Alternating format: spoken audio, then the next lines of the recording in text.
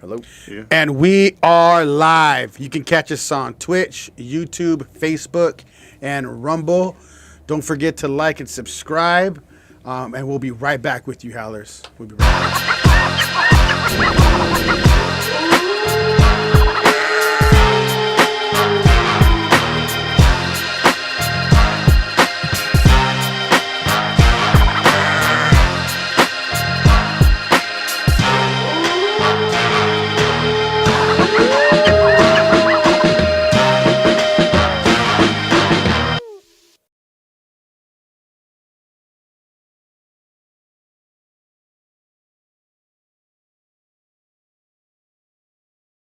House of a Bass. I'm Ronnie Adams. And I'm Jacob Casas, and this episode is called Feel Good, Sell Great. Before we jump into the episode, I just want to tell you guys thank you. We're almost at 25,000 subs right now.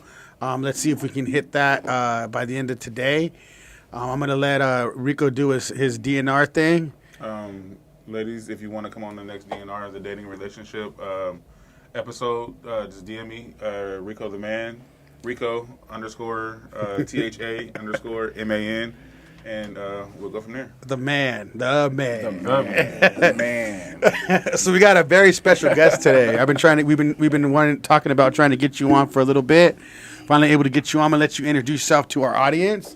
Just tell them who you are and a little bit about what you do.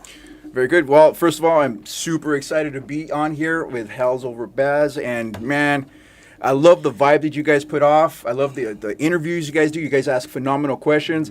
I heard that, you're going to make me cry with some of the questions you're going to do, so I'm like, I don't know if I'm ready for that, She's on standby. But my name is Anthony Camacho, and I'm known in the sales world as the Hitman, because Hitman don't make appointments. So I love sales. I'm a sales guy. I'm a sales performance coach. I've done international sales training. Different parts of the world, Australia, Dubai, all across America. I got some best-selling published books. And I also do fitness training. So I'm a six-time IFBB pro qualifying bodybuilder. And so I've always had people, hey, man, what are you doing? What are you doing? Could you train me? I'm like, nah, I don't want to train people. I don't want to train people. But it's been so redundant. I'm like, you know what? I love helping people. I love helping people in sales. I love doing sales training for other people that need the help, and I do the same thing with fitness. So to me, I feel very blessed and lucky because I get to monetize what I love. Mm-hmm. I love sales. I love fitness. I feel that I excel at them both. And so guess what? Let's make some money. Let's have some fun. Let's make some friends. Let's help some people and lower the stress level and make some money. That's good, man. So I want to get into that a little bit. Let's get into the fitness side of things. So, because I know you actually have a very good fitness career that you've been doing. You have like a mass amount of following. And tell us a little bit about your journey in fitness right now. So, I've always loved fitness, but just about 3 years ago, I had like this kind of midlife crisis kind of thing. I was 39. It was right in COVID, and I'm like, man, I'm going to turn 40 years old. And I'm getting a little fatter, I'm getting a little slower, so I'm like, I want to switch it up. So what was a bucket list item for me is I want to get a six-pack. I hadn't had a six-pack since I was in high school when I wrestled. So I wanted to, at 40 years old, I wanted a six-pack, and I wanted to do one bodybuilding contest. And so that's when I had went to Addicted to Fitness in Rancho. In fact, you had Mark and Arlene here on the show, and so those are my trainers. Those are the people that got me in this taking the fitness to the next level, so to speak. And that was at I was just turning 40. I'm 43 now, so I'm going on my fourth year into bodybuilding, and I've done about 11 shows, 11 competitions. Each competition I'll do about 2 to 3 categories. So I would like to get into that a little bit. So you said this is because we talk to a lot of men on this podcast. Sure. Yeah. There's a lot of there's a lot of mental illness going on, or men that have a lot of issues that's going on. They don't have a way of releasing that, right? Yeah. So when you talked about that's why we want to be transparent with the audience. So when you talk about you feel like you're going through midlife crisis a little bit, what kind of energy or what kind of feelings were you feeling at that time? What was going through your head? Because in order to like do a transformation like you did, right? Like you went into, there has to be a lot going on in a man's mind when they feel like, okay, now it's time to do a transformation on myself. So just tell us a little bit about what was going through your mind. Well, I just noticed, like, you know, I've always gone to the gym, I've always been fit, but I just noticed, like, as I was getting older, I was like kind of losing my edge. You know, I was kind of losing, like, I'm like, man, I'm getting older. You know, I'm like, I'm not as aggressive, and I'm thinking like, nah, that's not who I am. That's not who I want to be. I mean, and when I say aggressive, I'm not being like a jerk. I'm talking about like, you know what I mean? Like, testosterone type stuff. Yeah, you know, just going like having zero hesitation with what you want to do and what you want to get out of life. Just having zero hesitation, just going out there and getting it and doing it. So I didn't like the way I was. I didn't like the way my body was. And I'm in sales. You know, I do sales training. I work with Fortune 500 companies. I work with a lot of sales professionals and entrepreneurs, sales managers. And when I would, not that I ever got any negativity back from them about my physical appearance, but I didn't feel good about who I was. I didn't feel good about how I looked. I mean, that's a great sales pitch there. Even, I'm sorry to cut you off. No. Hey, you can cut me off anytime you want, brother. But that's a great sales pitch for you and business, you know, looking to par. You know what I mean? You're you know, you don't have to be the fittest person, but when you're doing sales, you have to be presentable in every area because they're gonna take you serious because they see the work that you have put in already. Not just here, not just mental, not just the voice that you're speaking out of. I mean, your mouth, your voice, but your appearance. You know, that's when they take discipline. They see the discipline in you while you're doing that. Yeah, they already know you have some type of discipline. Yes. with your body. Your body. And they know how hard that is, regardless. So they're gonna know you got some discipline. That's the edge. That's the edge for sales. And that's exactly the edge in sales and edge in life. 1,000%. When you feel good, that's the title of today. When you feel good, you sell great. Feel good to sell great. I get it now. And that's 1,000%. I mean, you know, it kind of sounds a little cheesy. You know, what does that mean? But it's like you feel good, you sell great. I mean, it doesn't get any more simple than that. You don't have to make things complicated. You just got to go out and do it. Feel good. If you feel good, you're going to sell great. Bottom line. And unfortunately, we live in a world where we get judged on our appearance, right? Right away. Like in every field. In every field, you know, I mean, in any situation, you're getting sized up, right? So, I mean, it's not obviously, you know, it's not all about how you look. You got to have some substance and some character, but when you feel, but when you feel good, when you feel good and you walk in and people are like, damn, that dude's fit, like. It creates a whole nother era, a whole nother energy. I want to know that guy. I want to talk to that guy. I want to do business with that guy.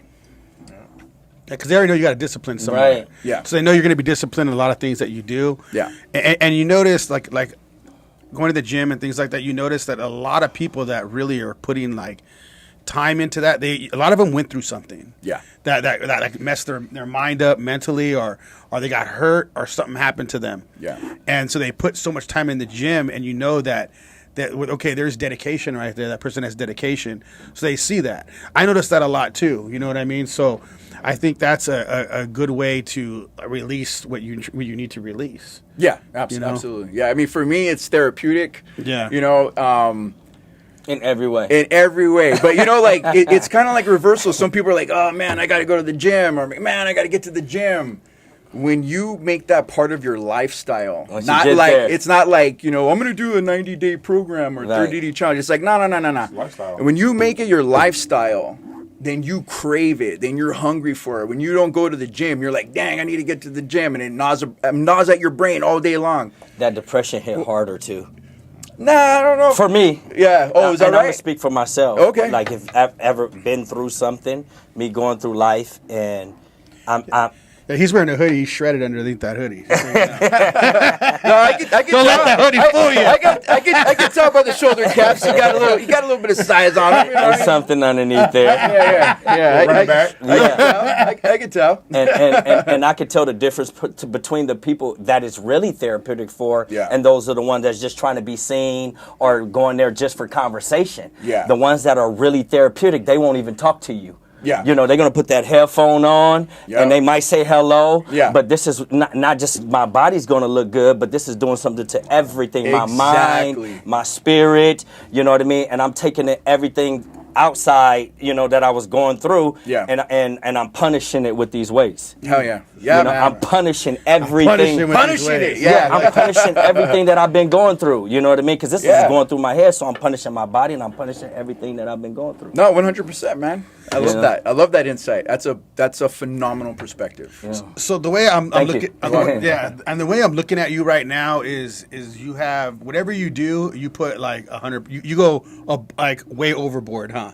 You go above and beyond, right? So you went as soon as you started working out, you started doing competitions. Yeah. Right. You're into sales. You're writing books. You're like, I mean, you're dialing into everything that you're doing at a whole nother level, right? Yeah. So is that how you live your life? Like when you get into something, you're like, I'm going full force on that. The way I like to think that I live my life, the way I like to live my life is very intentional.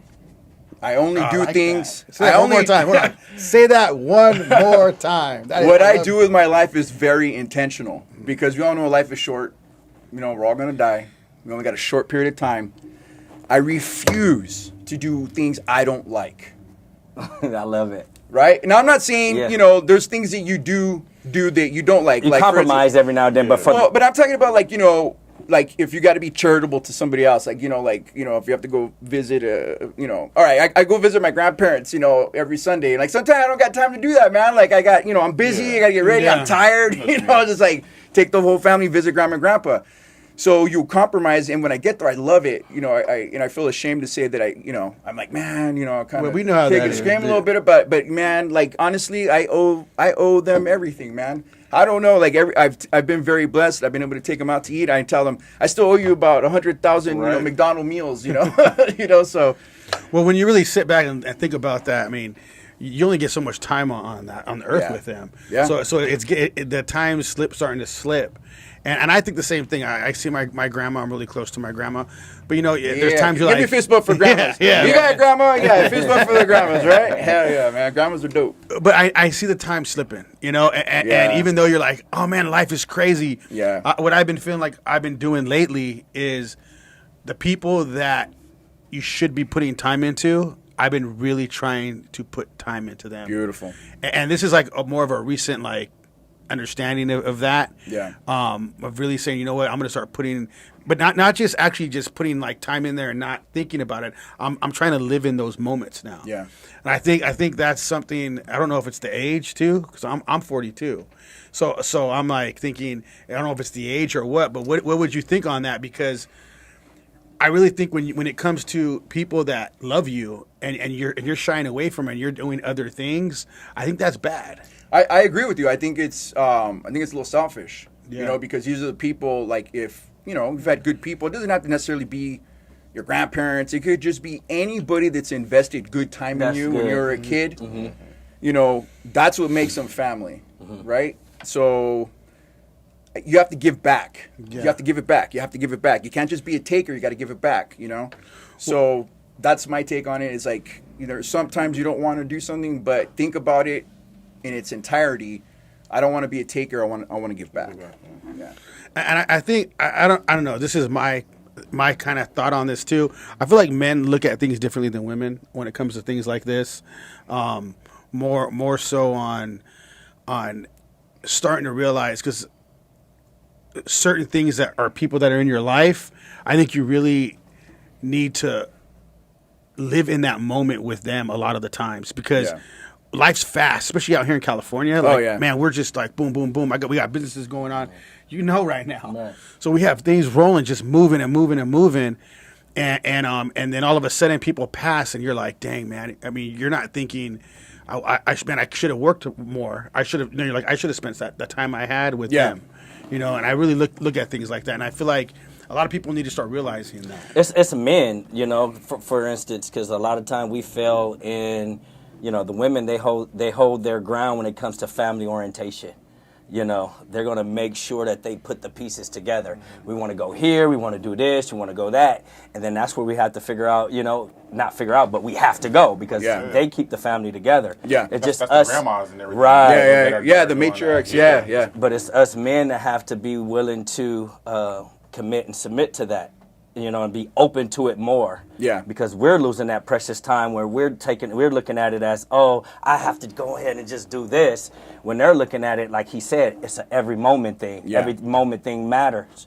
That's why women try to catch her every single picture, every moment, because it's memories to them. Yeah. And us men, we have to start taking that serious when it comes to these memories, because we don't like taking pictures, and we're like, why you gotta take another picture? We gotta take another picture. Yeah. But at the end of the day, we have to respect the fact that they're creating the legacy of these memories that the grandkids and great grandkids can look up and say, this was my family. No, 100%, and I will expand on that. I think that decision to want to spend time with family, that's a cultural thing, not just a male or female thing. Mm-hmm. Yeah. I think that's a cultural thing. Mm-hmm.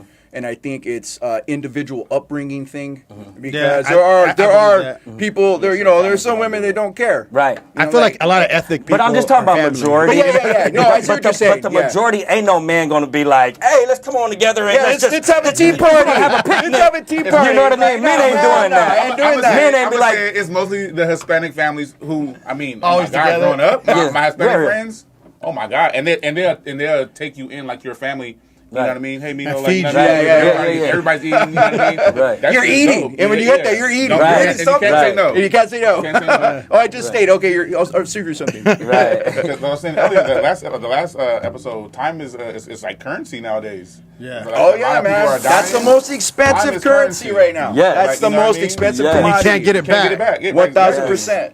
1,000%. That's why I say I feel blessed to be here with you, gentlemen. And I'm going to be transparent with all the audience. Thank you, audience, for listening today. And it's a blessing. The time is amazing. So thank you. Thank you for your time. Thank you, audience, for your time. Thank you. Yeah, thank you. I want to get into your sales now, because I mean, I actually hated sales when I was a diesel technician, right? Yeah. And I was wrenching, and before that, I was always like doing some type of trade work, and then when I started this business, I was forced into it immediately. I had to go after my customers and all that stuff. Yeah. I tried to handle it a little differently because I feel like I was more educating them on what we do, and I would push out. But I mean, at the end of the day, sales is the only way a business is going to thrive. Only way. Nothing Sales happens is number without the one. sale. Number Yep. one. Number Yep. one. There's just nothing else. So I understand how important sales is, and I think it's like the main thing, the core of what you need to do for your business. Yeah. Is sell.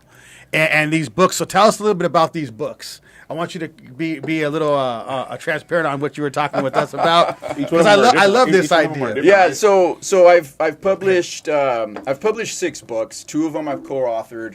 Then the other 4 I've done on different topics within sales, international best-selling, national best-selling books. But the reason I made these small, was because of time, right? And we don't have all kinds of time to like be buried in a coffin of like a 6-inch book.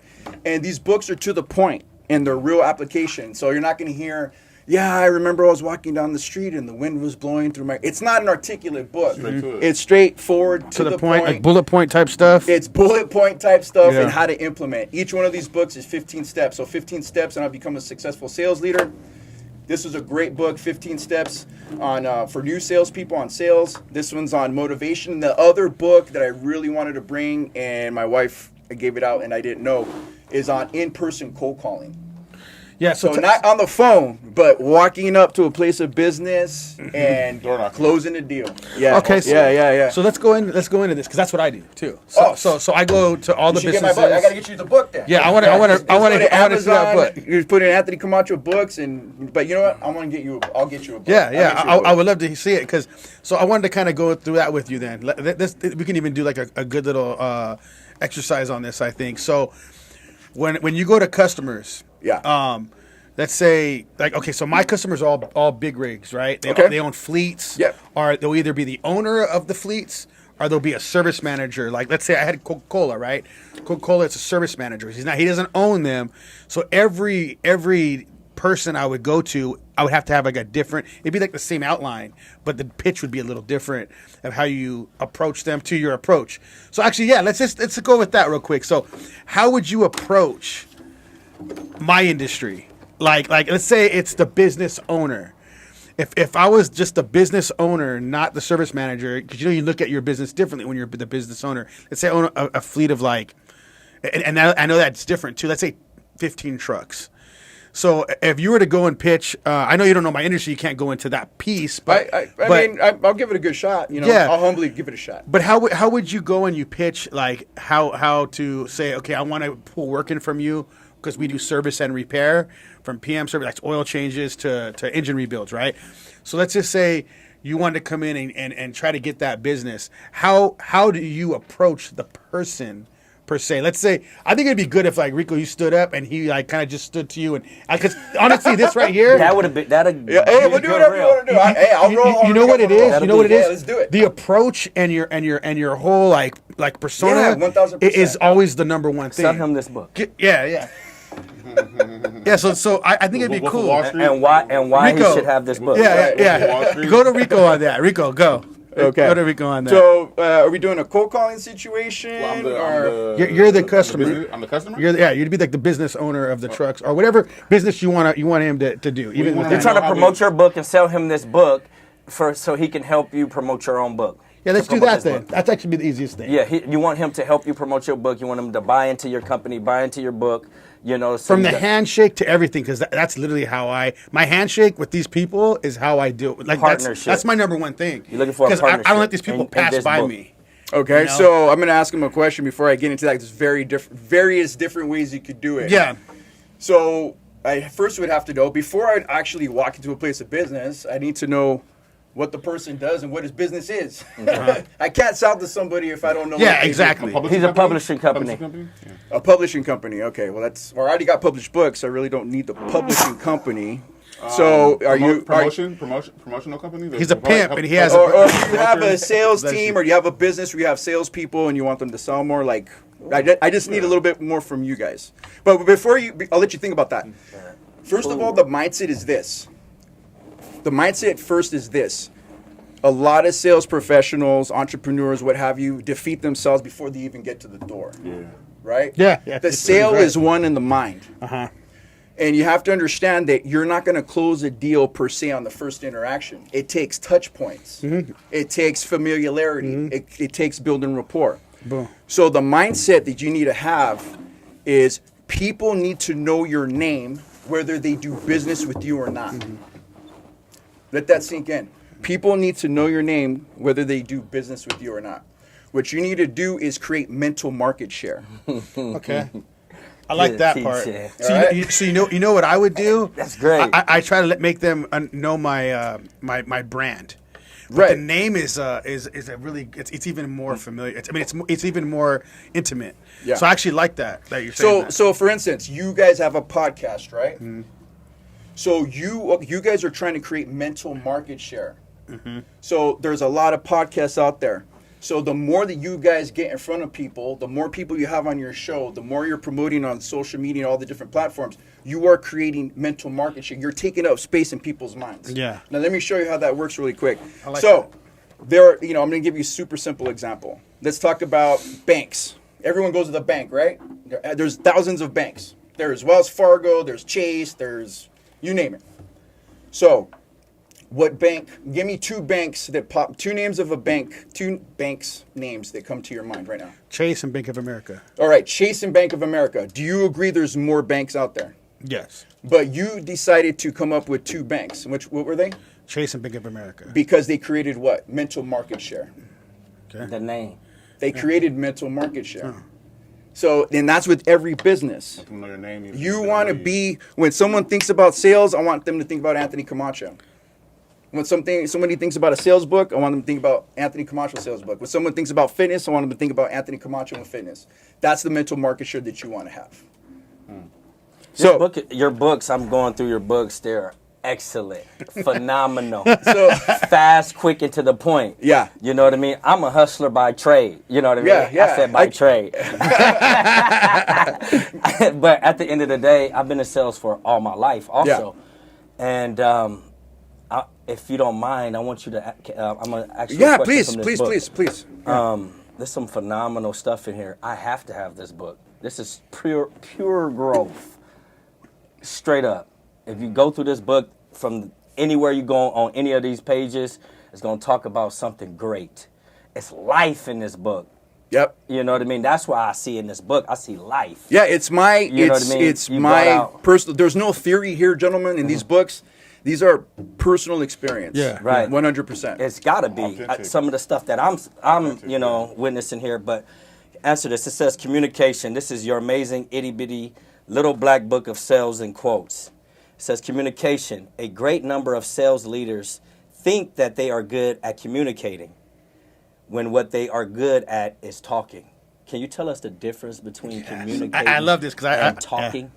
Yeah. So, for instance, a lot of salespeople get promoted into management, right? You're good at sales, you rock and rolled, and so what happens? You get promoted to a sales manager. Now, salespeople, a lot of people don't understand what leadership is, right? But let's just take away that leadership for a moment and let's talk about sales. You're good at sales. You were able to be good at sales because you understood your customer, you understood the person who's in front of you, and you're able to sell to them. So as a sales manager, who is your number one customer? You know? As a sales manager? As a sales manager, who's your number one customer? Your sales team. Yes. And a lot of people don't get that. Your number one customer is your sales team. Yes. Okay. Because as a sales manager, you're selling an objective. You're selling the numbers that need to be hit. Got you. But you can't communicate and you can't just talk. You have to understand who you're selling to. Yeah. You have to understand, all right, these are my sales guys. These are their wants. These are their needs. These are their personal struggles. These are their strengths. These are their weaknesses.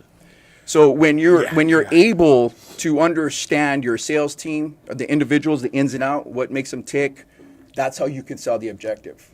Because what I sell to you, how I want you to move and hit that target, it's going to be different than your target, because you all have different motivations. So for me to sell the objective, I need to know who I'm selling to. And that's why, like, when you come up with like a scenario of walking to a place of business, I could sell to any business. I just need to know. I got to get the information. I got to get the information. See, and I love that. See, you know what's crazy is I had salespeople here before. I had like 3 salespeople here, and I knew that, but without knowing it, because I never put it in perspective. And I feel if I put it into perspective the way you said it, I would have even done better with them. Yeah. You know what I mean? Because that I didn't realize that. I think I realized it without realizing because I made a script for them. I made them understand. I taught them how to do everything. Right. But if I would have realized that first step I would have probably did something even greater than just that. So I like that. That's crazy. I like that. It works, man. I've been very blessed. I've done sales training, consulting all over the country. I did sales management training in Australia, all over the country.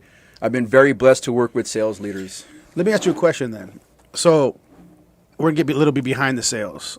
Let's say, I understand sales. I understand your mindset, and it's always, your brain's always on. And a lot of times it's hard to turn it off, right? A lot of times you just keep it rolling. But the man behind the sale. So who is that man? Like when you're going and you're trying to sell these things, and then you're like, okay, I'm chilling, I'm trying to relax, because putting on that face all the time is tough. So I know I remember when I was, okay, just for instance, I'll explain this so you can understand what I'm talking about. Sure. When I first started this business, I would go and my business was just like falling apart, right? I was barely making it. I had a wife and kid at home. I was hardly making any money, and I'd be like depressed in the car, like knowing I have to go in there and talk to this person. Yeah. So I would go ahead and be like that in the car, and then I would turn on this person. As soon as I got out that car and walked through that door, boom, it was like curtain. You know what I mean? And I turned it on and went for it. I know when it comes to sales, for a lot of people that have gone big in sales, they're a different type of person. They're a different beast. They've gone through some crazy shit to get them to this point.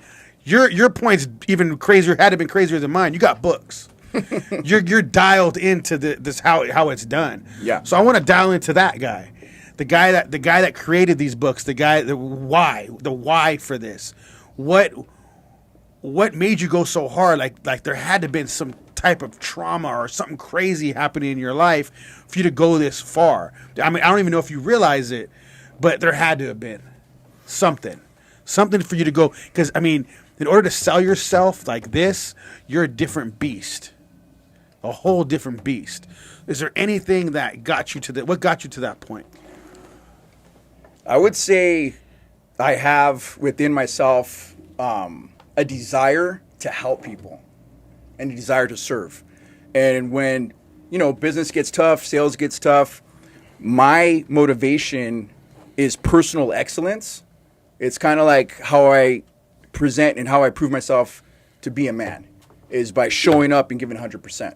Also, the main motivation is, I got a wife, I got kids, I got to put food on the table, so that's the main motivation.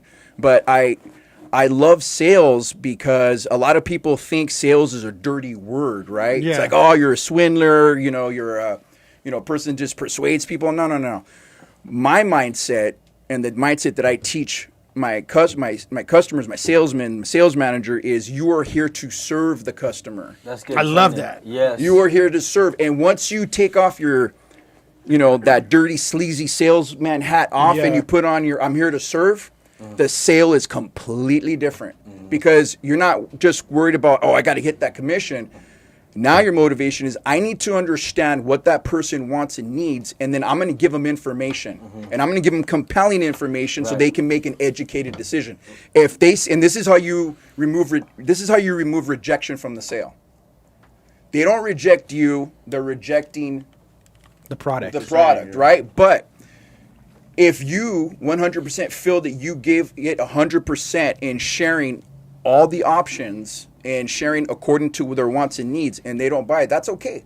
Because that's their decision. You can't force anyone to do anything. Yeah. But when you take off that pressure of, I got to be the sales guy, and it's like, no, I'm here to serve. I'm here to help. And that's a whole nother mindset when you're doing sales. And that's how you can be the most successful in sales is by how do I serve my customer better. And how did you get to the point of knowing that you want to serve?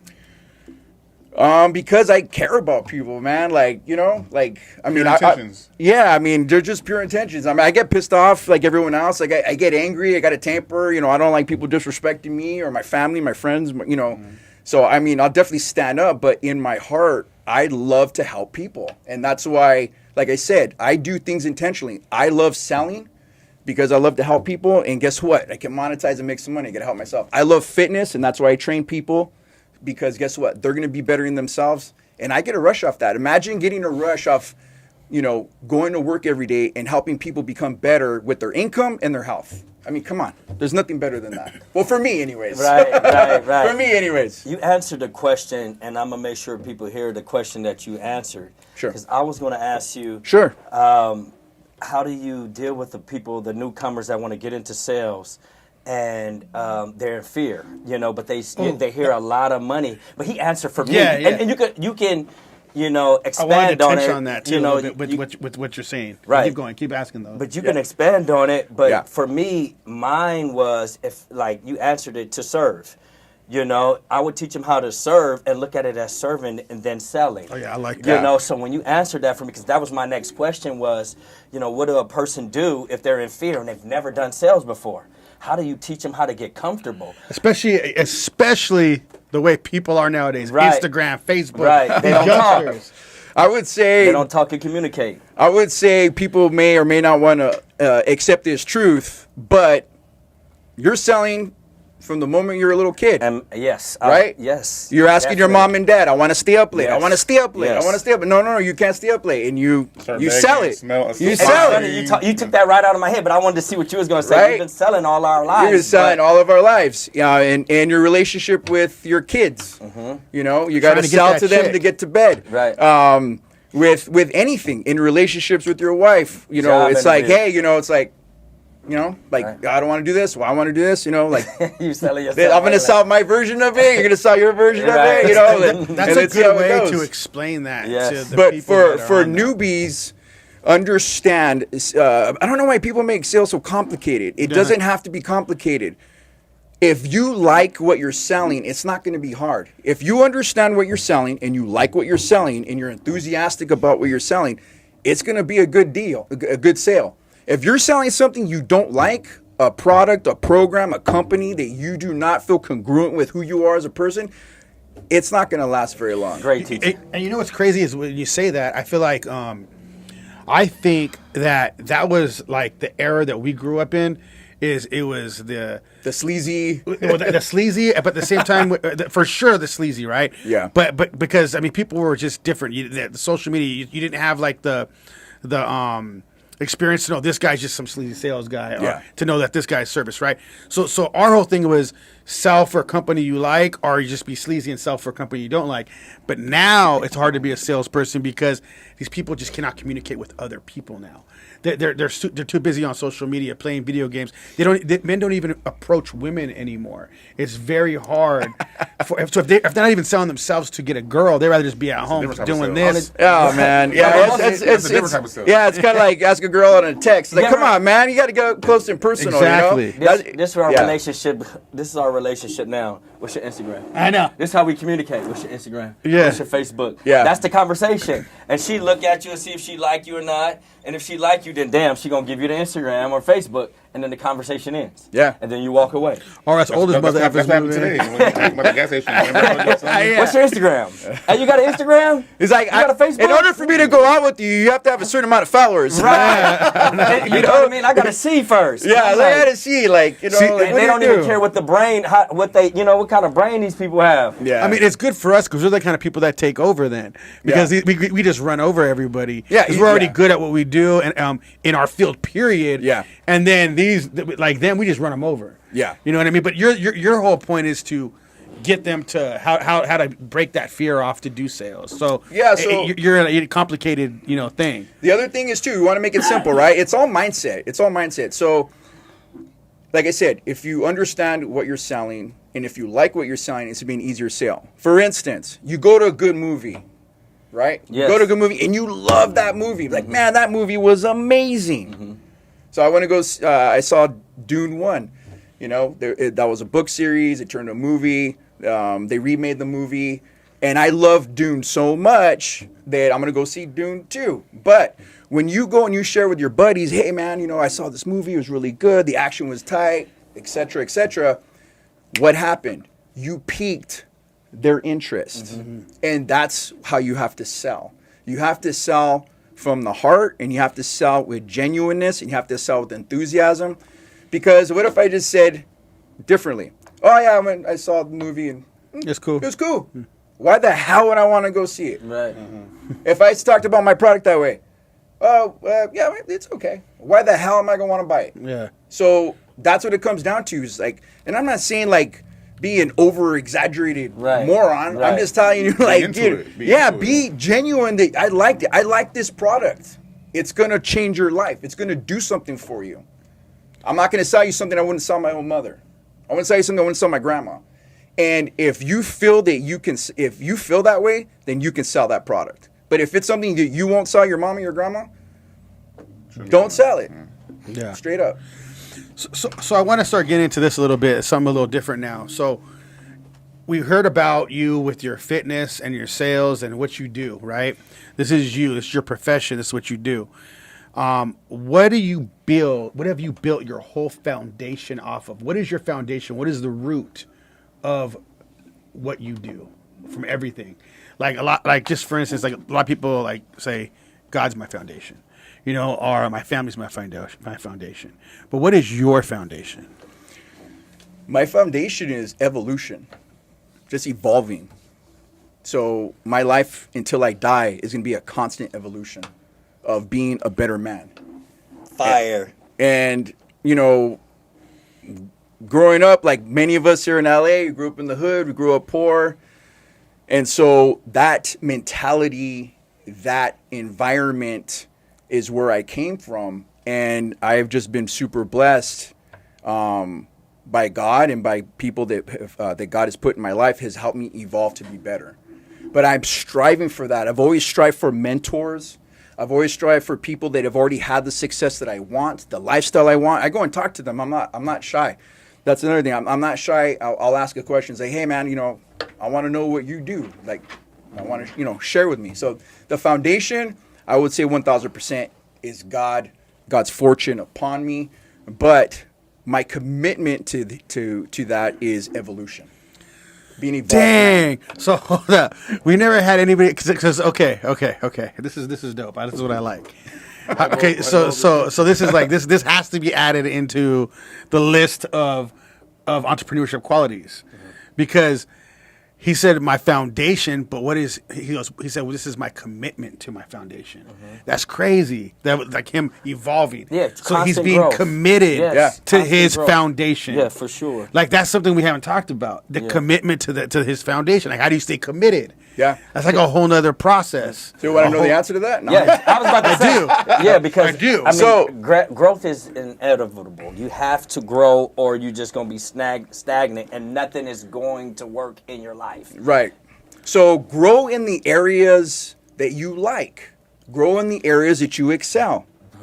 You know, if you're not, like a studious. That was cold. Say that again. That was cold. Say that to them. That was like cold. motherfuckers don't miss. Yeah, that was cold. Like say that again. That was So you cold. want to grow and evolve and excel in what you're good at. You know, you're going to grow and excel in what you love.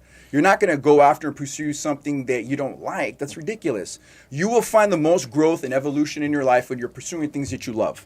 I love sales. I love fitness. I love helping people. So guess what? I incorporated that into my life, and how do I get better? And motivation, I probably heard Joe Rogan say this, so I'm not trying to copy it, but I've heard a few people say it. Motivation means nothing.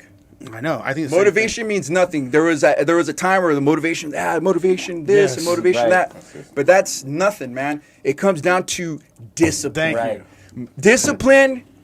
The difference between discipline and motivation. Motivation is a feeling. It's a happy meal. It's a feeling. You can be Discipline motivated sitting on your is- couch. Discipline is what you said. I'm in my car. Maybe things are crazy, and then I put the curtain on, and I go in and I do the sales call. You have discipline because you were able to differentiate.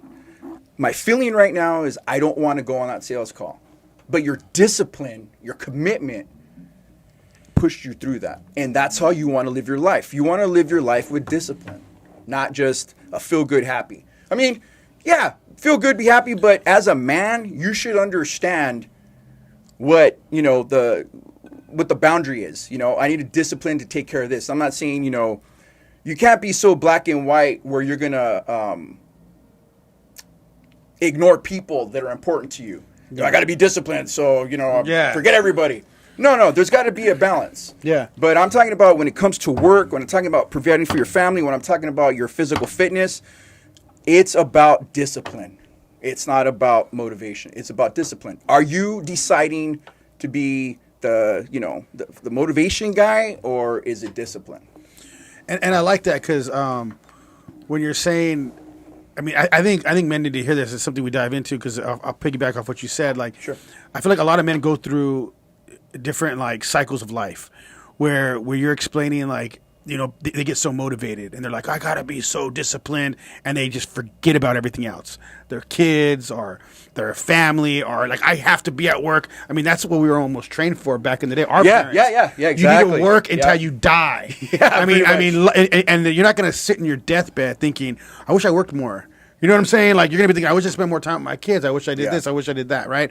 So I think that men, as they evolve, they start thinking these different things, and they realize what's really important. If they get to that, realization that their family is very important, and they should be putting time into their kids, or putting time into their wife or their girlfriend, or whatever the case is. I like make every relationship actually matter. Yeah. Instead of just like some just weird relationship, actually put in and take it to the fullest. And I think that men need to understand that. And I feel like I've been realizing that kind of stuff just recently. You know what I mean? So what you're saying is crazy, because you were kind of going off of the, like, almost like the different scenarios where it's almost like ages and realization about things. And it makes sense, like all those different scenarios of how you keep growing. Yeah. You know what I mean? Yeah. I mean, that's it. That's what I say. It's my commitment is to evolution, to being an evolving man. So what's the next? Oh, go ahead. No, you. I was gonna say. So what's the next evolution that you want to hit? Honestly, Yeah, I want to know. while it's a constant evolution, I mean, it's having more harmony with God. Because when you're in harmony with God, everything comes into place. Not that things are going to be perfect, but you have like this inner strength and inner peace when you have harmony with God. I'm not saying you're not going to be a sinful person. I'm not, here to say that I'm a holier than thou person, because nobody's holy. No one's perfect, right? But when you are striving, how about that? When you are striving to be in harmony with God, everything in your life will start unfolding and coming together the way it should be. And when it's not going the way you should be, you have that understanding that having that peace with God, that it's going to be okay. You have a tough month, you have a tough whatever scenario, you're in harmony with God, it's going to be okay. I'm not saying, you got to be a perfect person, because that does not exist. I tell you, I got a temper, I'll yell, I get angry, salespeople piss me off and they're not doing their thing. I'm a full-blooded man, right? But at the same time, I'm committed to my evolution. Yeah. No, go ahead. Okay. So we talked about a lot of different aspects of who you are. Let's talk about you you said you're a husband. Yeah. So let's talk about you as a husband. Do you put the same energy you put into your sales, your bodybuilding? Do you put that same energy into your wife? That's good. Absolutely, 1,000%. I've been able to. I was dead serious. I live my life very intentionally. I do things that I love. I love my wife. I love spending time with my wife. My wife's my best friend. I prefer hanging out with my wife than hanging out with the boys, because that's my wife, I go to sleep with my wife every night. I'm not going to sleep with anybody else, so my wife comes first. Yeah. 1,000%. It's like enjoying everything, man. Like, I love my family, so I want to be with my family as much as possible. So I try to incorporate things with my family. I have 4 daughters. My oldest daughter is killing it in sales. And why? Because of what she's been exposed to. And they're a little, the age ranges get a little bit different, but I take my wife out on impromptu dates all the time. I do things with my kids all the time. It's important to me, but it comes down to you as an individual man, what your values are, what's important to you. So yeah, I put the same amount of energy in my bodybuilding, my sales, my family, but it's not a chore. I love doing it. That's the difference. I love doing it, making time. Sure, there are hard days, right? Sure, there's hard days. You're human, but it's primarily because I love to do it and there's joy in it. So have joy in whatever you're going to do. Have some joy, have some happiness, and you'll get better results. So yeah. What kind of for entrepreneur, successful man in business, and I mean you're a successful man, and you're even in your adventures of bodybuilding. And you have a really close relationship with your wife. What would you tell men out there? Because I mean, I know you see the world right now. Yeah. How men are. I like including myself in everything because that's just how I am. But you go out there, you carouse, you be with a lot of women. A lot of, and you're a man that can definitely do that. You're a successful man. You're dressed to impress. You're out there, you're bodybuilding. You got girls swooning. You got mad followers, but you're married and you stay committed. How? First of all, I know like an answer for this, but at the same time, why? Why be a man that can have multiple women, be a dedicated man to one woman? Well, let's see. Well, first of all, like I said, my wife's my best friend, and I could never dishonor my wife. I could never hurt my best friend. Mm-hmm. Hurting my best friend would be detrimental to her and detrimental to me. So you don't hurt people you love. So if you're a man that's out there that's cheating on your wife or whatever, that means you really don't love your wife. You're just a selfish person. And same thing for women, right? So it's really come down. I believe the reason why people go out and do what they do is because they're not happy where they're at. Or they're selfish, or they haven't put the time in. They think the grass is greener on the other side. There's so many variables on that. It's really hard to get into. Mm-hmm. But I would say this very simply. When you love someone, you don't want to hurt them. Doesn't get any more simple than that.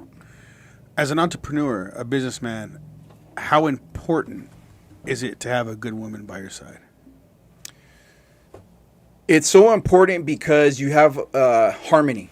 You have that peace of mind. So me and my wife, we both have a great faith in God. And we both have our individual prayers and practices that we do. And then we also come together and we also pray as well. Now, again, this is not to say we're holier than thou people. Right. We get angry, we fight, etc. But you know what? We are striving to have that harmony with God. My wife is also a woman that wants to evolve. So we are evolving as individuals, and we're also evolving as a couple. That's important. That's the greatest thing that a couple can have, is when they grow together. Yeah, because a lot of times, people grow apart. Right. You should say that to the camera.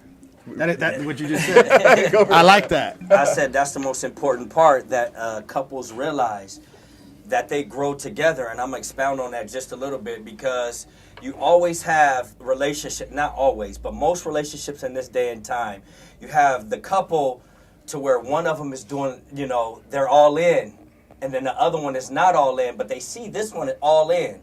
That's because of a growth issue. This person is all in because they're growing. They're evolving. Yeah. So they want to grow and get better in this relationship. Yep. And this person sits here and they watch this other person grow and see how long it's going to last. Yeah. But instead of jumping in with that person and say we're going to grow together, yeah, that's what makes the difference in a successful relationship. Yeah. Is they understand, like, I'm not just going to watch my partner grow in front of me.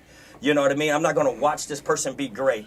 I'm not going to watch this person communication level go to this level, and I'm still here down here communicating on a baby level or a high school level.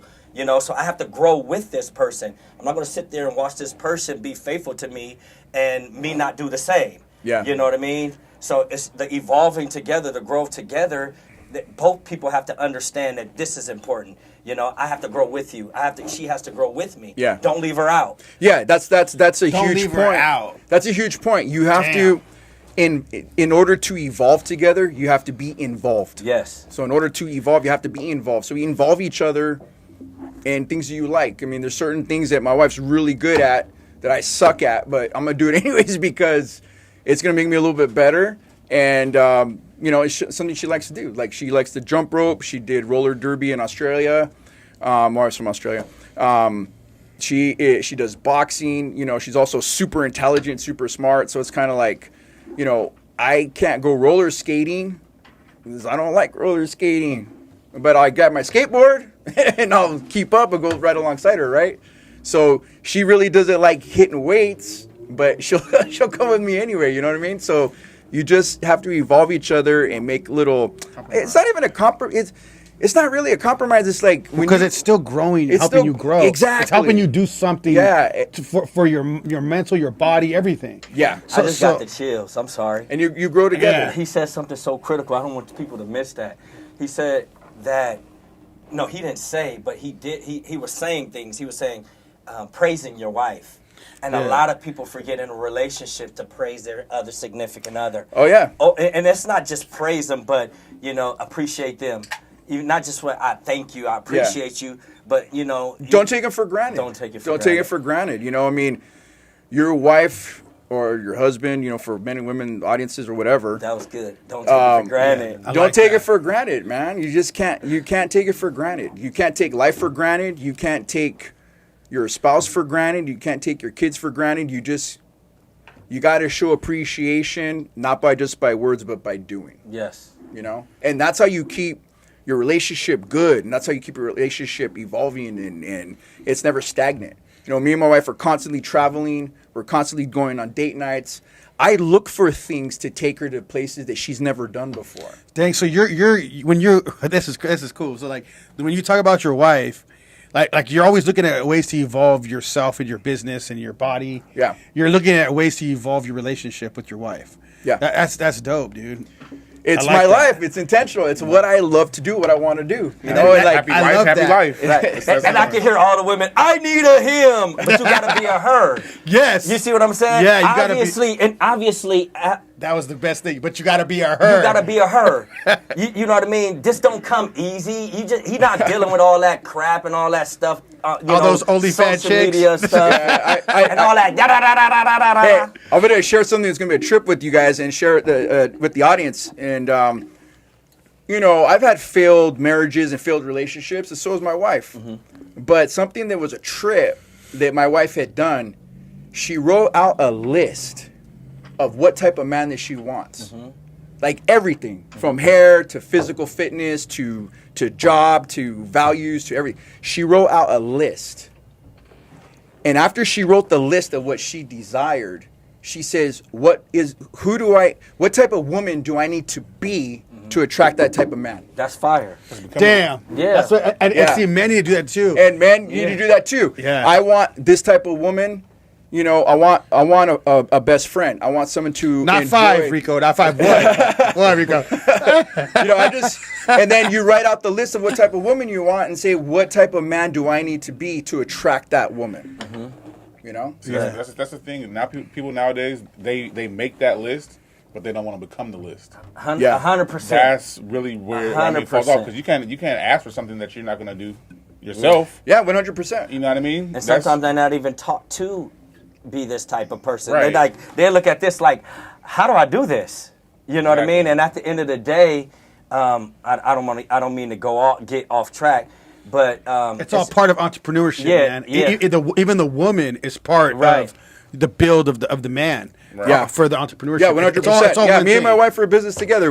She has a lot of skills that I don't have. There's some things that I may not have, or as good as she does, but together we have collaboratively created business, with sales and fitness together.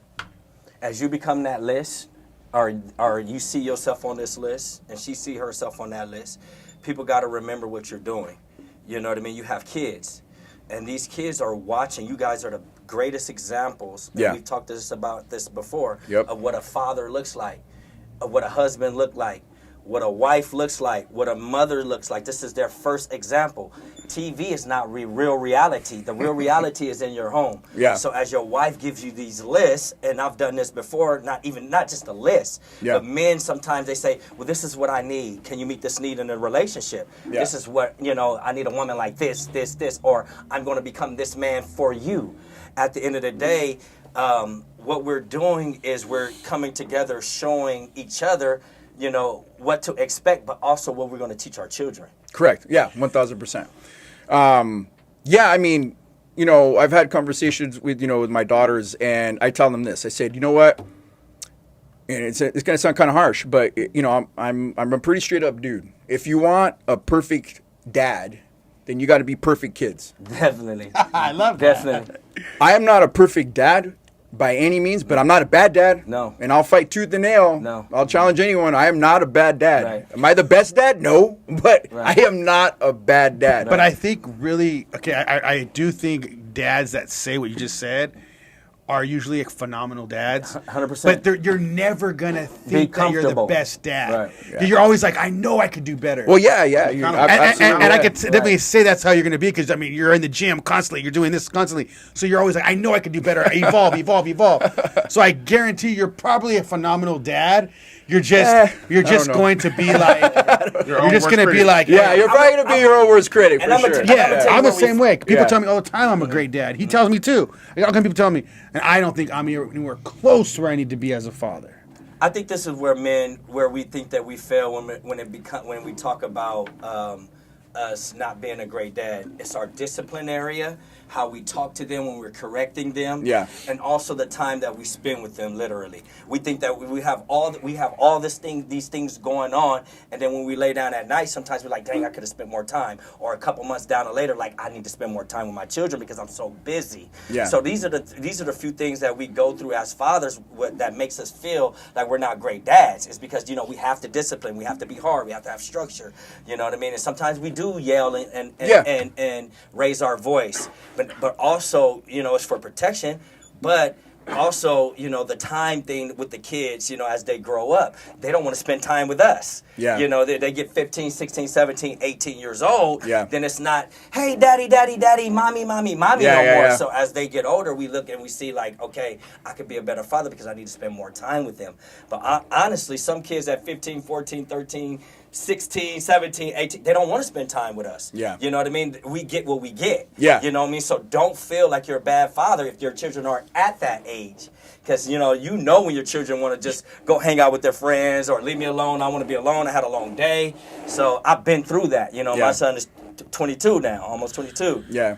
And I think there's a, you know, I mentioned I got 4 daughters. I always wanted a son. I wouldn't trade my daughters for the world. But something tells me that if I had a boy, I'd probably be super hard on the little dude, man. So I don't know, man. He'd probably be like, grow up to be postal. My dad always yelled at me. You know, I don't know. Yeah, especially if you got that. With my daughters, like it's funny. Like I don't hit my kids, and I didn't hit them, and I don't even really ground them or punish them. When they make a mistake, You already know. I actually run them through the gambit. Why'd you do it? Mm-hmm. What were you thinking when you did it? And what type of punishment you think you should get?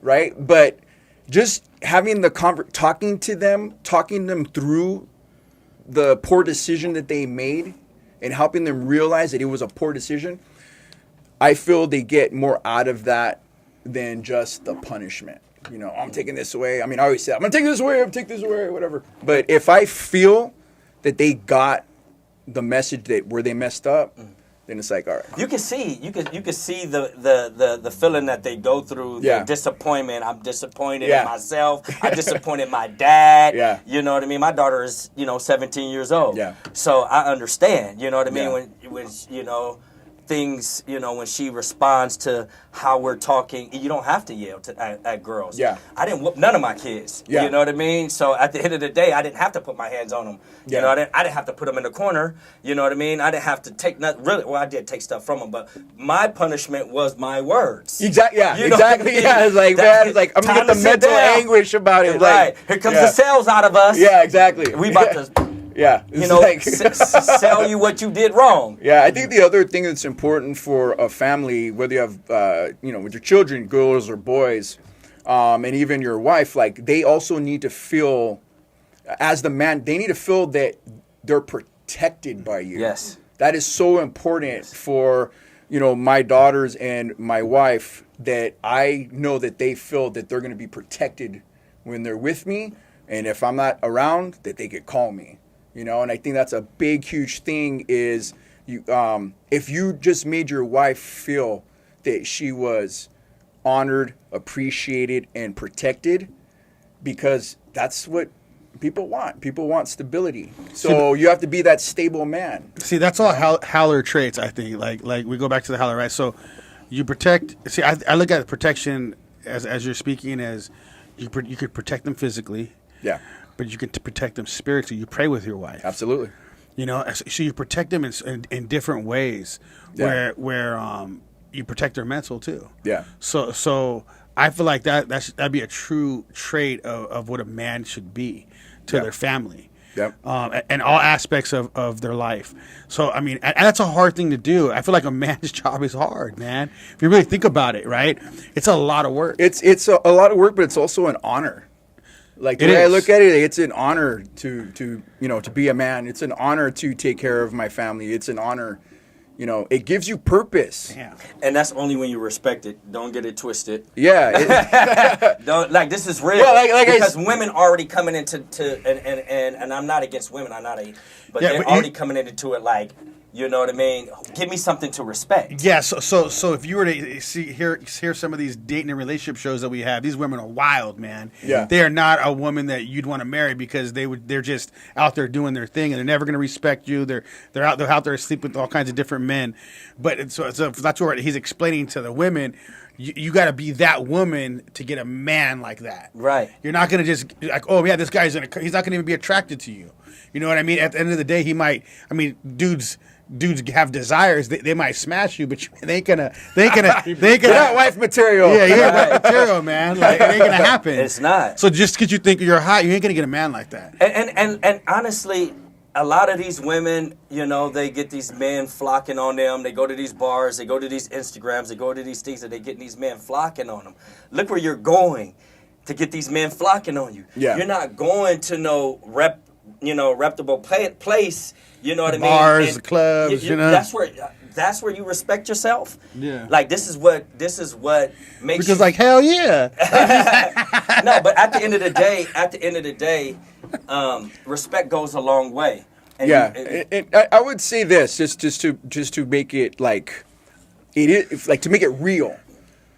The blame falls on both sides. Definitely. The blame falls on women and on men. Definitely. For whatever reason why they don't show up the way they need to show up. Mm-hmm. You know? And that's a hard thing to do. That's a hard thing to take a look at yourself and say, what am I doing wrong as an individual that I show up this way and I'm keep on getting this result? I keep attracting this type of person all the time. And it's like, well, how are you showing up? What type of energy are you putting out there to attract that? Your vibe attracts your tribe. And acceptance, though. And I agree. Would just deal with anything. Yeah, and you know what I mean? Because they lonely.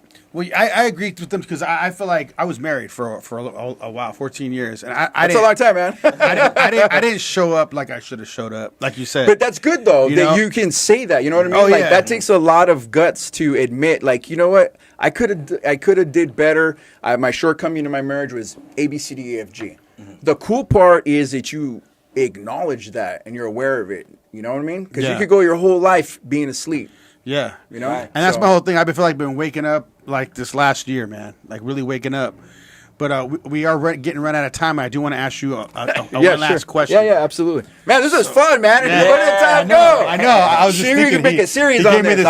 Yeah, he gave me the signal, so I was like, dude. But I do want to ask you one last question. Yeah. This is a question I like to get into with especially someone like you.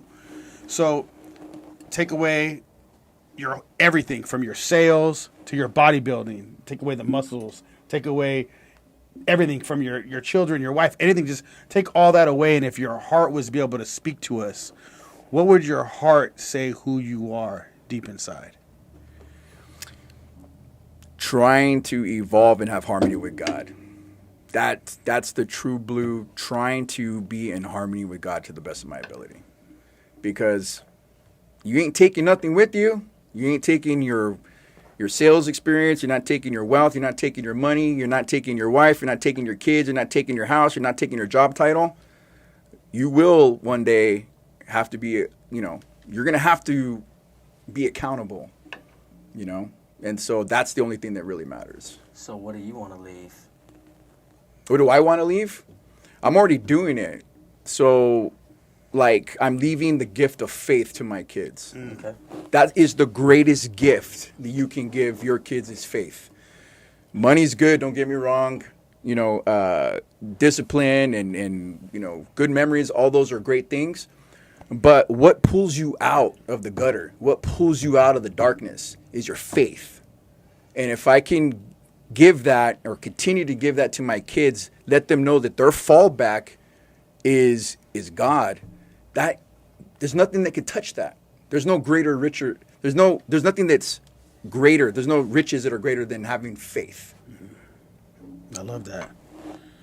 That's 100% right there, man. That was good. Yeah. You know what I mean? That was good. So yeah, we're about to. I appreciate you coming. Oh man, thanks for having me here, guys. This was fun. Yeah. Look at the Cows over bass, baby. Cows over bass. Look at the camera and say, "Shed the sheep."